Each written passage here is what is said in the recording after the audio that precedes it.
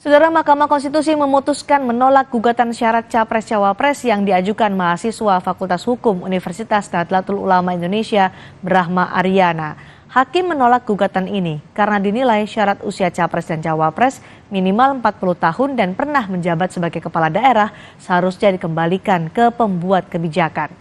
Dalam provisi menyatakan permohonan provisi tidak dapat Putusan itu diterima. diketok 8 hakim MK yang diketuai oleh Suhartoyo. Sementara Hakim MK Anwar Usman tidak dilibatkan karena dikenai sanksi Majelis Kehormatan MK.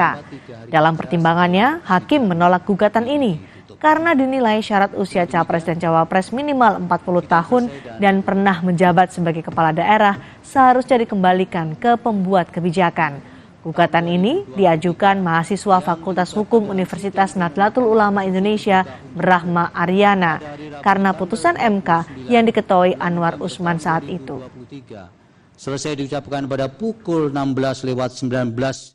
Jika diperlukan perubahan terhadap rumusan alternatif syarat batas usia minimal menjadi calon presiden atau calon wakil presiden, maka berdasarkan penalaran yang wajar adalah dapat dipilih pernah menjabat sebagai gubernur yang persyaratannya kemudian ditentukan lebih lanjut oleh pembentuk undang-undang sebagai bagian dari kebijakan hukum terbuka open legal policy.